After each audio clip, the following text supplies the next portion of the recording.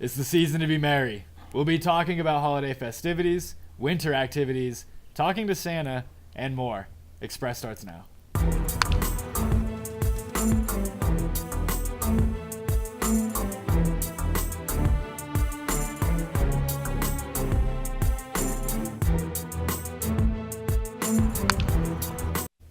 Welcome to Express. I'm Marco Saragon. And I'm Jenna Singh. It's the holiday season, and we want to give you some great ideas to make your winter break exciting. Keith Johnson has the story. As winter break kicks in, there are plenty of fun activities around Salt Lake to make your holidays memorable and festive. Give boredom the cold shoulder at the Gallivan Ice Skating Rink. They are open daily, but check their calendar for open skating. The Utah State Capitol has a 26-foot-tall Beehive State-themed tree adorned with handmade ornaments that will be on display in the rotunda during the month of December. For those looking to start a new tradition or simply enjoy a classic holiday event, an evening at Ballet West Nutcracker is the perfect activity. This year's Nutcracker is a really exciting event. It's the first time that we're putting on all new sets and costumes for Willem Christensen's Nutcracker. First time in 30 years. This is the Nutcracker that our community here in Salt Lake City has come to love. This is the first full-length Nutcracker in America. We have a great legacy here, and it's one that our community loves. They're going to see all the charm, the love, the whimsy of the Nutcracker, but with brand new sets, brand new costumes, and brand new special effects that are hopefully going to take our production into the 21st century. Downtown Salt Lake City features a number of attractions. While shopping, visit the famous Macy's Holiday Candy Window display at City Creek Center. 6 local artists have created giant holiday Utah-themed ornaments using 6,000 pounds of candy. The display will be up through New Year's. Temple Square is famous for its holiday light display with hundreds of thousands of lights illuminating the 35-acre square.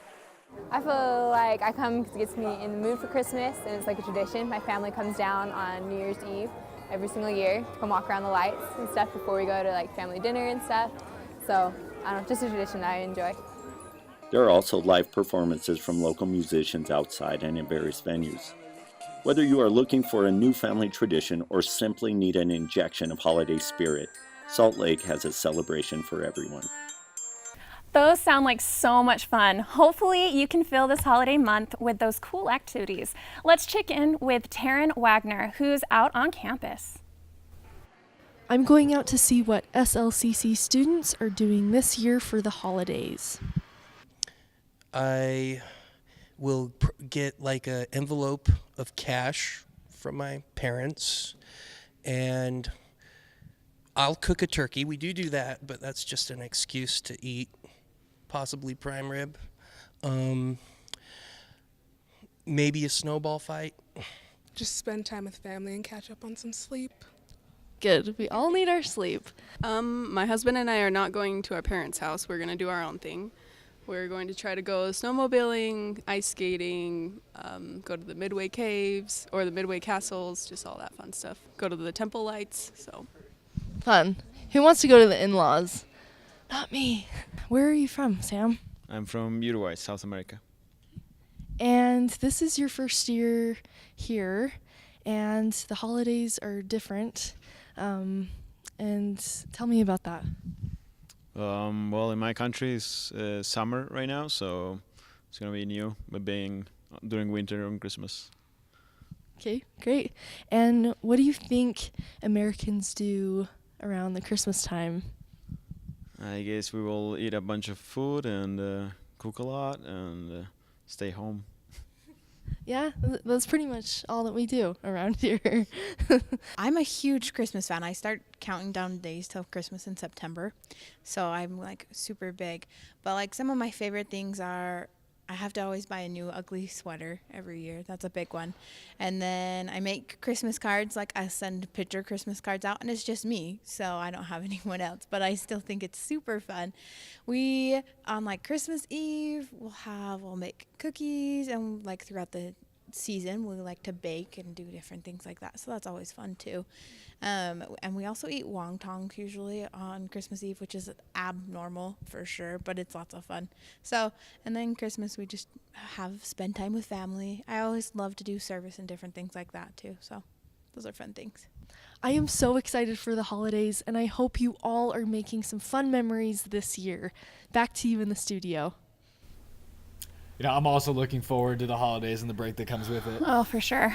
Let's check in now with our special winter correspondent in the field, Santa Claus and Matt the Elf. Guys, what are you doing for this holiday season? Thanks. Yeah, the holidays used to be a busy time here at the North Pole, but certain someone whose name rhymes with Gramazon is doing most of the work now. So, you know, I like to kind of just hang around making snowmen and hanging by the fire. I'm sticking it to those guys, though, because I'm delivering locally sourced coal that they can't even touch that. Yeah, we elves, we have a lot of time on our hands, a lot of snowball fights and competitions between each other of who can drink the hottest hot chocolate. It's pretty wild out there having all this time off. Since we are not that busy, we have plenty of time to take production classes at SLCC. Comm students can learn to produce a show just like this in Comm 2250 or Comm 2200. Maybe Gramazon will let me back into a new career. But for now, oh, look here, someone just slapped onto the naughty list. Excuse me, Jenna and Marcos, but I've got to deliver the bad stuff. Thanks, Santa. I sure hope I'm not on that list. Winter time for many means staying inside to avoid the cold, but for some it means taking part in activities that you aren't able to enjoy in the summer. The cold can make it harder to get outside, but without the cold we wouldn't have many of our winter sports and the holidays wouldn't feel the same. Here's Sarah Hall with some local SLCC students on what they do in the winter. All right, I'm here with Dallin Smith. And what are you going to school for? I'm going to school for business. Sweet. Okay, we are finding everybody's favorite winter activities. What is yours? I have to say going up to the ice castles up in Midway, a lot of fun to go to. That's really fun. Definitely. All right, I'm here with Emma Hall. And what are you going to school for? Psychology. Sweet. We are finding everybody's favorite winter activity. What is yours? Going to see the Ogden lights. Oh, those are good. I love the lights. All right, I'm here with Brad Nelson. And what are you going to school for? I'm studying nursing. Oh, awesome. Okay, and we are asking what people's favorite winter activities are. What's yours? Definitely snowboarding. Snowboarding's the best. I've never gone skiing, just snowboarding. Where do you go? I'm actually working up at Solitude, so I'll be up there. Cool. I've never been there before, though, so. Have you been there before? Mm-mm. I hope it's all right. Yeah, well, it sounds awesome. Thank you. Yeah, no problem. Okay, I am here with Gabby. And I am going around asking around what's your favorite winter activity. What is yours? Watching Christmas movies, probably. Oh yeah, and what's your favorite Christmas movie? Elf. Elf, that's a good one. Okay, I'm here with Eduardo. And what is your favorite winter activity? Probably driving through neighborhoods and looking at Christmas lights. That's the best. Do you guys go anywhere specific for your Christmas lights? I like downtown and the avenues. Downtown, yeah. Yeah. Sweet. All right. Now let's send it over to Marcos with our sports news.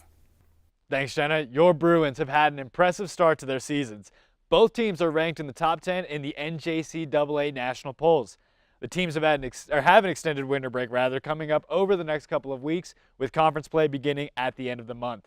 The men's team has started this season with their feet placed squarely on the gas pedal, as they have roared off to an unblemished record of 15-0. The team kept their streak rolling at home for the SLCC December Classic tournament last weekend at the LAC. With plenty of players returning, along with some new faces, this team has high hopes looking ahead for the rest of their season. I spoke to head coach Todd Phillips to hear from him why this team is off to such a hot start and their upcoming goals. Our biggest goal is to win our league. You know, when we feel like if we win our league, we'll do great at nationals. Obviously, you got to win the tournament in Region 18 to go to nationals. So, you know, our goal is that. You know, we're off to a good start. We got a big one tonight, and if we can get that one, we'll go into break at 15-0. So we're excited about that. You know, this year's roster is really long and athletic. You know, we got Kerr in the middle, who's 7'5" wingspan, is probably one of the biggest in the country. Christian Gray, our Compton Magic kid, is physical and athletic. We got really long wings. So that's been our strength this year, is that length. And so what we're working on a little bit is playing in the half court. Typically our teams that win national championship and really good in the half court, and this team's really good at getting up and down. We got to play a little bit better together in the half court. The women's team brings back a few starters from last year's team that finished last season as Region 18 champs and 4th overall in the nation. Tia Hay is back for her second year after being named the Co-SWAC Player of the Year and an NJCAA All-American as a freshman. Early in the season, head coach Betsy Spector won her 500th game of her coaching career, and the team expects many more wins this season, and perhaps another appearance in the Final Four. One of our goals is to do really well in conference, obviously, and all that to help us get into nationals, but I think it kind of starts with like the backbone of the team and just working well together and just being together as a one instead of being individuals, and just we had really good chemistry last year and all that, so it really helped for us to bring it into this year, like experience kind of like that for all the new people. She's a really good coach. One of my favorite coaches actually since I've been playing basketball, so just to be able to learn from her and the things she does for us, she literally like works her butt off with everything she does, helps us with the plays, and just she teaches us, like she communicates really well, and she's just a very good coach. As assistant coach, I get to know her more personally. I get to see her in a different light than as a player, which is just like a head coach should be. As a player, she was way more intimidating and scary to me, like if you didn't want to mess up, you know. And as a coach, she just has such a big heart that a lot of people don't get to see, especially players. You don't really understand it until you leave. Watching your Bruins in action is always exciting, but being on the live radio broadcast calling the game on KSL.com is an even bigger thrill. Students at SLCC are given the opportunity to be in the broadcast booth for Bruin Homes games. Here's Jamie Lee Eldridge with the scoop. Calling all sports enthusiasts. It's said that if you do something you love, you'll never work a day in your life. So why not start toward a career in sports radio at SLCC? Here at the Lifetime Activity Center, students Nady and Kyle commentate a basketball game over Radio SLCC's broadcast. Yeah, it's been my experience with doing these remote events. I've had the opportunity to call a volleyball game. That was really fun. It's like from a whole nother perspective, and being able to do it with a faculty member, to kind of let you know how the color commentary should go. It's really a learning experience, and it kind of makes you feel cool, like you're like VIP a little bit too, but you're learning. And then you're doing something fun. Radio remote events sound exciting, but how much experience is a student expected to have to sign up for radio production? So far, this is my first semester in college, actually. So I graduated in high school in 2015, but I came into the radio class to learn more about production value of like being live from on air. That's why I like these basketball games, because we're live on air. It's fun to talk with your buddies and try to figure out things to say in the moment. So. Students will receive training on equipment such as this Comrex sound transistor. Radio station manager Zach Hodge explains what other things a student should expect to learn in COM 1560. So the main point of the class is learning how to connect to your listener, whether your listener is on the radio, on TV, your parents, your boss, whatever it is. It's finding a way to hook your listener and getting them to see your point of the conversation. Radio remotes are part of the class. You have to have 10 hours of practicum for the radio class. And so you can do basketball games, you can do volleyball games. There's all sorts of different things you can do to earn your practicum. But if you decide to do volleyball or basketball games, you get about 2 hours of practicum. So it's a good opportunity, and it's a good way to get out on the campus and meet other people and do something that's fun. Students gain real-world experience, and some students have even been hired directly from SLCC to work at sports radio. So consider signing up for Radio Performance and Production class COM 1560 for your next semester. Talking about sports reminds me about safety. And in the winter, it's more important than ever to be prepared. Let's go back to Jenna for more. When it comes to winter, Utah is famous for having the greatest snow on earth. That's right, ski season is in full swing. But whether you're hitting up one of Utah's many ski resorts or the backcountry, people need to take caution. Here's Express's Juan Jimenez has the story. You can stay safe by shredding down those slopes. Winter has finally arrived, and there's no better place to enjoy winter than Utah's snowy mountains. But before you hit the slopes, you should be aware of areas prone to avalanches. These areas can be hard to spot if you're not well informed, but thanks to experts at the Utah Avalanche Center, they are able to tell you when and where it is safe to have fun in the snow. Here we have Craig Gordon, an avalanche forecaster with the Forest Service and Utah Avalanche Center, to tell you who should be informed of the dangers of avalanches. So anybody headed into the backcountry needs to be prepared before you even step foot on the snow. So that means not only skiers, boarders, and snowmobilers, but also hunters, hikers, Boy Scout groups. I mean, even if you're taking your dog for a walk in steep snow-covered mountains, you've got to know about avalanches. Now that you know who should be aware of avalanches, what do people know about the safety measures up at the mountains? Here we have Mattis Freeman, an experienced skier at Park City, to tell us how he stays safe on the slopes.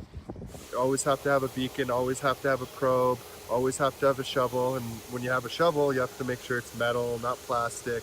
So you have to have all the proper equipment to survive, and that way. And you should always be with somebody else. Never go on your own, because otherwise you can't get any help if something happens. So where do people like Mattis learn all these safety tips and information? Craig Gordon answers that question. The Utah Avalanche Center provides plenty of education opportunities. Probably the best one to hook up to is our hour-long free Know Before You Go avalanche awareness class. It's given statewide, and many outdoor gear suppliers and ski shops, snowboard shops, snowmobile shops provide this. It's a basic intro class, and it'll get you thinking about the things you want to avoid, the gear that you need, and specifically how you can enjoy the greatest snow on Earth. For more information on avalanche safety, visit utahavalanchecenter.org or download the Utah Avalanche Center app for iOS and Android. Have a great winter and be safe out there. Back to you in the studio. Thanks, Juan. Just like skiing, people need to stay safe on the roads as they commute to wherever it is they're going. Few things in winter are scarier than seeing someone going super fast down a road covered in ice or fresh snow. Christina Haddix went out to get some advice on how people can stay safe while traveling. Winter has officially come to Utah. That means colder days and longer nights. Add in snow and ice, and commutes can become dangerous. Morning traffic reporter Jennifer Hardman joins us to give faculty, staff, and students some helpful information to stay safe on the roads this winter. My name is Jennifer Hardman, and I'm the traffic reporter for KUTV 2 News This Morning. I'm on every weekday, Monday through Friday, so 4:30 a.m. to 9 a.m. I know it's super early. And as a traffic reporter, it's been really interesting to see the different driving habits in Utah. And one of the things that I notice most is we have a lot of secondary accidents. So, of course, first accident happens, and then the second accident either happens right by the crash, or sometimes if the congestion is really bad, we can see multiple crashes throughout the congestion. So, some tips for winter driving: keep your speeds down, keep your distance. Those are two big things. We've heard them so many times. We learned them in driver's ed, and we should remember them, but we all seem to forget. So keep your speeds down and always keep your distance. You know, that gives you a whole lot of room, wiggle room, if and when there's a crash and you're not expecting it, and you can slow down better than you would if you were right by those cars in front of you. So those are some of the tips. Again, my name is Jennifer Hardman. UHP Trooper Hunter gives his tips to make getting to your destination a little bit safer. My name is Jason Hunter. I'm a trooper with the Utah Highway Patrol assigned to the Salt Lake Community College. I'm here today to inform the faculty, staff, and students of winter driving tips that will make you more safe this driving and winter season. The first is during inclement weather and road conditions, watch your speed and distance in relationship to the vehicles around you. Number two would be to watch your speed as you go over freeway structures or any other overpasses, as they have a tendency to ice up first. Number three is to be prepared. Always have a full tank of gas, have a blanket in your car along with food and water, have good tread on your tires, and a good set of wiper blades. And number four, and most importantly, is to wear your seatbelt. It may be a while before the snow melts and the ice thaws. Hopefully these tips make your commute a little bit easier this winter. Drive safe, Bruins. Sounds like the biggest causes of accidents during the winter are speed and not leaving yourself enough room. So just to reinforce those tips, watch your speed, especially if the road is wet, double especially if there's ice on the road. And when traffic allows, leave some space between yourself and the vehicles around you. Remember, it's better to be safe than sorry. There is no place more cozy and comfortable, or some rather, than a movie theater. Weston Berry is here to report on some films that you might be interested in watching this holiday season. First off, of course, Star Wars. The Last Jedi will still be in theaters. This sequel to Disney's reboot, The Force Awakens, will follow Jedi in training Rey and her mentor, Luke Skywalker, as the two face off against the New Order. It will be released on December 15th. For Christmas weekend, Jumanji, Welcome to the Jungle will be a reboot/sequel to the 1995 Robin Williams comedy Jumanji. This film is about 4 students who become trapped in a video game and must work together to escape. Next is The Greatest Showman, starring Hugh Jackman as P.T. Barnum, the first and most successful circus in the world. The film sets out to be a visual spectacular with large set pieces, songs, and dance numbers. For Pitch Perfect fans, the third and final installment will also be coming out. Since the second movie, the Bellas have gone their separate ways, pursuing their own careers. But their desire to sing together once more takes them to the USO tour to compete against professional bands. Downsizing is a surprise that has a lot of promise. The film follows Matt Damon, who decides to undergo surgery to shrink him down to size. Hopefully, the movie will be as good as the hype. Next, Jessica Chastain stars in Molly's Game, a film about former Olympic skier Molly Bloom. She ran one of the most successful underground gambling casinos, and the movie focuses on the trial that followed after she got caught. Finally, Steven Spielberg and Tom Hanks joined forces once again with Helen Mirren in The Post, the true story of the reporters who first broke the story of the Watergate scandal. Movies without hearing from our resident reviewer. So here's Court Castleman with his final review for Express. We'll be sharing his thoughts on 3 billboards outside Ebbing, Missouri, and discussing the holiday movies he watches every December. Hey everybody, let's talk movies. For my last review, I'll be looking at the low-budget darling, 3 billboards outside Ebbing, Missouri. It's been a year after Mildred's daughter was raped and killed. With little action from her local police, she decides to purchase 3 remote billboards that call out the inaction. The film is much less about the actual mystery, and rather how this seemingly innocuous act affects her, the police force, and the town as they are all forced to face the consequences of their actions. This alternate focus is what makes 3 billboards so fantastic. It's beautiful, discouraging, and heart-wrenching gold, and without a doubt, one of the best films of the year. This is especially true for the powerhouse performance from Frances McDormand. She is so good in this movie. I simply wish I could see more of her. It's an amazing film and should be one of the incredible movies that you watch, including Lady Bird, the Disaster Artist, and Coco, before the newest Star Wars movie steals the box office revenue. At the end of the day, I'm giving 3 billboards outside Ebbing, Missouri a 9.5 out of 10. Now before I close this, I'd like to discuss my personal thoughts on the upcoming holiday tradition that I myself will be partaking in. The holidays are a time of wonder, and nothing encapsulates the magical season than the specials that accompany it. No matter what holiday one celebrates, if any at all, there's no doubt that everyone looks forward to and enjoys that one film every December. The film that gets them in the holiday mood.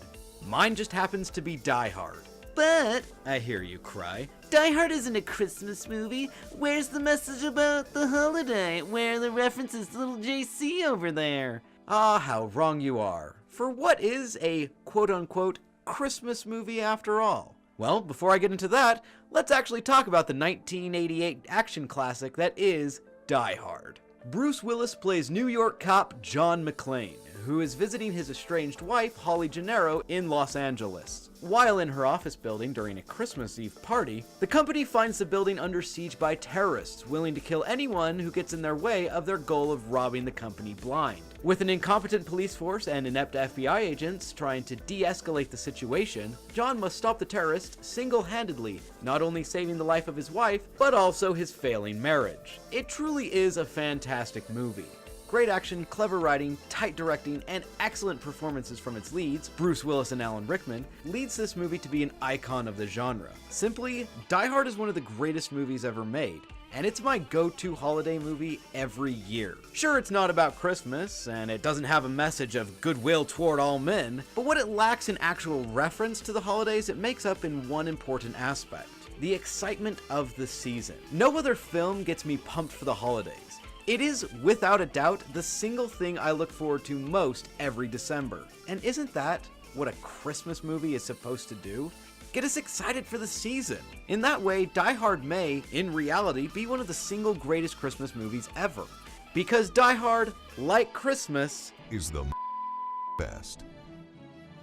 You let him watch Die Hard? Yeah, it's a classic! I'd like to thank everyone who watched my reviews and episodes of Express. It's been a joy and a dream come true. For Express, I'm Court Castleman. Movies are great for the holidays, and so is live theater. The Eccles Theater performs many great shows that are exciting and thrilling to watch. Steph Garcia has the story. The Eccles Theater, located in the heart of downtown Salt Lake City, is one of the newest additions to the state. With a beautifully designed 6-story grand lobby, 2,500 seats, and a wide array of entertainment, you'll be sure to find amazing live art at the Eccles. It's been open for a year now. It has just an incredible array of programming, and currently coming up there are shows for families, shows for music fans, there's theater shows going on, holiday programming, which continues I should say, on December 23rd with a multiple night run of Mannheim Steamroller doing Christmas music.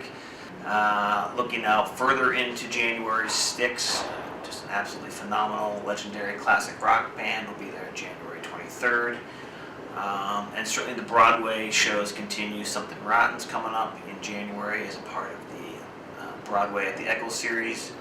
And of course the biggest show on the planet right now is Hamilton, and Salt Lake City is really fortunate to have the touring production of Hamilton coming to town in April for nearly a month-long run. And Salt Lake is one of the first handful of shows outside of New York where Hamilton will be performing. So whether you're into live music, comedy, or Broadway, the Eccles has it all. To get your tickets online, visit artsaltlake.com or visit the Eccles Theater box office at 131 South Main Street in Salt Lake City. I know, I'm excited to see all those awesome shows that the Eccles Theater performs this new year. Speaking of the new year, let's turn it over to Jack Harold, who's asking SLCC students about their New Year's resolutions. Hi, my name is Jack Harold, and we're here at the SLCC campus. It's December, so New Year's is right around the corner. Let's see what the students have planned for this year. What is your name and what is your major? I'm Kyle Atkinson. I'm a media studies and journalism major.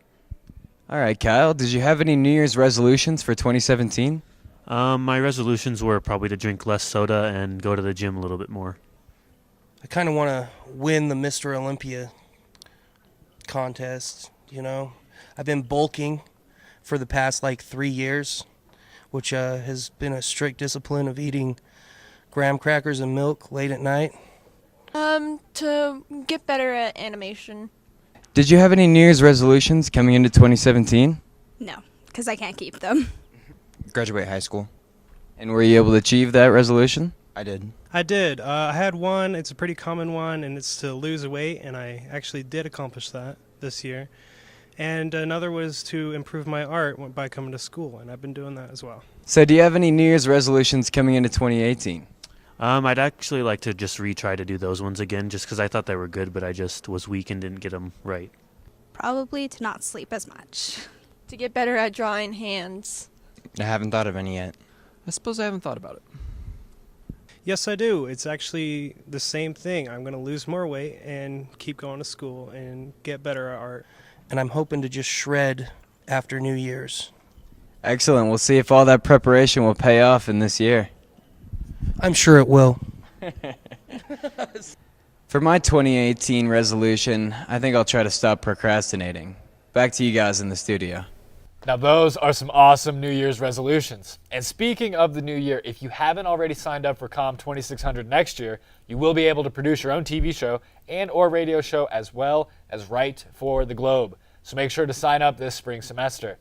That's it for this episode of Express. To watch this episode and past episodes of Express, go to youtube.com and search for SLCC-SMC, or find us on Facebook, Twitter, and Instagram at SLCC-SMC. I'm Marcos Aragon. And I'm Jenna Singh. Thanks for watching Express.